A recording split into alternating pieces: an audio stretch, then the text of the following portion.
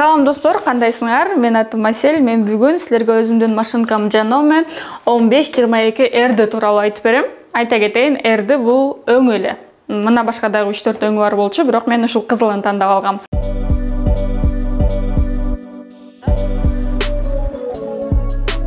Мен өзүм профессионал тигүүчү эмесмин. Бул менин биринчи машинкам болгондуктан бул жеке менин гана көз карашымдагы обзор болмокчу.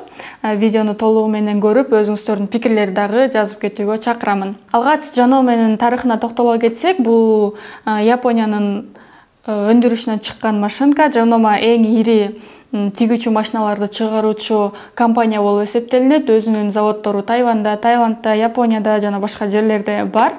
Бул компания өзүнүн ишин 1921-жылы баштаган экен.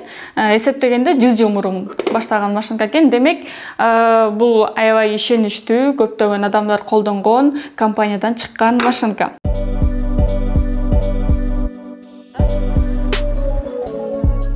Мынакей тарыхына да токтоло кеттик. Эми бул машинкага өзүмдүн кичинекей баамды берсем, 10 баллдан эсептесек, мен 10 баллды бермекмин. Анткени бул мага окшош үйрөнчүктөргө, өзүнүн хоббисин ишке ашырууну каалагандарга жана үйдөн бир иш кылгысы келген айымдарга абдан ыңгайлуу машинка экен. Эгер сиз тандасаңыз жаңылбайсыз деген деле үмүтүм бар. Бул машинканы болсо сатып алганда ичинде машинка өзү албетте, анан чехолу, 5 лапкасы, 5 шпулькасы, ийнеси жана инструкциясы. Анан машинканы кантип колдонуш керек экенин кичинекей да бир инструкциясы бар экен. Бул алгачкы ишти баштаганга абдан ыңгайлуу эле машинка. Эми достор, мен бул машинканын оң жактарын санап берсем, эң биринчи мага жакканы, аябай жакканы бул машинканын сырткы түзүлүшү. Орусча айтканда аябай скромный болгон, компактный, өйлө сонун. Экинчи жагы, бул жакта 25 түрлүү шов бар. Өзүңүзгө жакканын, керектүүсүн, каалаганын сөзсүз түрдө тандап колдоно берсеңиз болот. Аны бул жерде которот, мынакей. Андан кийин шовтордун узун туурасын ченеп аласыз, нар жак бер жакка бурап дегендей. Эң эле ыңгайлуусу бул ушул эле машинка менен топчуда кадай аласыз, анан петляда ураласыз. Мисалы үчүн башка тигүүчү чоң цехтерде бар го, тигүү үчүн башка машина керек, петля уруш үчүн башка машина керек, топчу үчүн башка машина керек деген сыяктуу. Мында болсо баарын бир машинкадан жасай аласыз. Андан кийинкиси бул машинкадан чыккан үн. Аябай даркылдап катуу чыкпайт, акырын жай гана чыгат. Мисалы үчүн бирөө уктап атса, аны ойготуп алам деп коркпой эле акырын иштей берсеңиз болот. Дагы бир эң жакшы, эң сонун жери мага да аябай жакты. Мен мисалы чоң апамда жана илгерки машинкасы бар болчу, ал бардыгы эле үйдө бар болсо керек. Чоң апам машинканы саптап атканда иненин жиптин учун кесип, анан бир сыйра шилекейлеп туруп, анан мейлеп туруп, анан саптачу эмес белек. Кээде мен да жардам берип калчумун, чындап эле аны сапташ оор го. Бул машинкада болсо жипти саптаган аябай ыңгайлуу экен. Бул мага да жакты. Кээде мисалы үчүн кечке чейин иштеп калып атам да. Ошондо үйдүн свети болбой, бул жак жакшы көрүнбөй калганда жип саптаган оңой экен. Түшүрүп туруп эле саптап коесуң, өзү сапталып калат. Аябай чоң оң жагы. Дагы бир эң сонун жери бул могу шпулькага жип тиреп аткан учур. Мисалы үчүн машинкалар бар эмеспи? Бул жакка жип тиреп атканда бул жагы кошо иштей берет го, ийнеси кошо. Мурункуларда ошондой болчу. Кээ биркү жана андай чоң тигүү машин цехтериндеги машинкалар дагы ошондой, эгер бияка жип тирилбей калса, бул жерде болсо бул шпулька иштеп атканда ийне иштебейт. Демек, ийнеңердин учу тупой болуп калбайт, ашыкча күч кетпейт деген сыяктуу. Бул аябай ыңгайлуу жери. Бул суроону баарыңар эле берсеңер керек. Бул жука материалды, калың материалды тигет бекен деген сыяктуу. Ооба, баарын эле тигет экен. Жукасындагы, калыңындагы тигеткен. Болгондун настройканы туура кылып алыш керек. Да бир нерсени кошкум келди. Тигүүчүлүк менен алектенип жүргөн эжекелер билсе керек. Распашивалка деп коет эмеспи? Мисалы, футболканын этегиндеги 2 тигүү шову.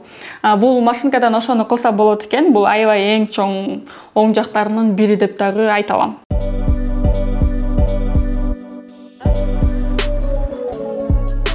Эми тескери жактары, ар бир нерсенин оң жана тескери жагы болот эмеспи? Мен азырынча муну 1 айдан бери колдонгондуктан көп терс жактарын көргөн жокмун, бирок бир жагы ар бир материалды тиккен сайын ошонун ийнеси болуш керек экен. Мисалы, джинсы тиге турган болсок, анын өзүнө ылайыктуу ийне, чоюлчак материалга өзүнчө ылайыктуу ийне, жукка материалга өзүнчө ылайыктуу ийнеси болуш керек экен. Ал ийнелерди сатып алыш керек экен. Ошол жери мага анча көп жаккан жок. Берки жанагындай машинкалар болот эмеспи? Тигүү цехиндеги, аларга бир ийне менен бардыгын тиге бересиң го, кээде эле алмаштырбасаң. А бул жерде ошо ийнени бат-баттан алмаштырып туруш керек экен. Дагы бир минус жагы, бул машинкалардын кошулган жери жаккан жок. Мындай ачык сыяктуу сезимдерди калтыра берет экен, бирок мындай тартып көрдүм, түртүп көрдүм, баары эле жакшы. Мүмкүн бул мен үчүн минус болсо, сиздер үчүн ыңгайлуу эле нерсе болушу мүмкүн. Жана перфекционисттерди деп коет эмеспи? Ар бир кычка маани берген, мүмкүн ошол көз караш менен карап жатам мен. Дагы бир жери, бул мондай болуп ачылат. Анан шпулька салынат да бул жерге. Жип албетте бат эле түгөнө өрбөйт, бирок ушуну ачып жапкан мындай кичине ыңгайсыздык жаратат экен. Ошол жери көп чага берген жок. Дагы бир минус жери, мынакей бул жерине ачылып, бул жакка шпулька, жип, андай мындайларды салып койгон катайын чөнтөкчөлөрү бар экен, бирок ал жерге эч нерсе салбай эле коюуну сунуштамакчымын. Анткени шпулькада жипти алмаштырып атканда, ачып жапканда калдырап, мындай ыңгайсыздык жарата берет экен. Дагы бир терс жагы деп, бул электр энергиясы менен иштегендиги үчүн деп айта алам. Мисалы үчүн апаларыбыз кол менен эле иштей берчи, же болбосо ошол эле кайра аркасына башка педаль кошуп туруп, анан цветке кошулуп деле иштей берчү эмес беле. Мында эгерде үйдө электр энергиясы өчүп калса, иштей албай каласыз, бош эле отуруп каласыз да. Ошол дагы терс жагына кирет деген ойдомун.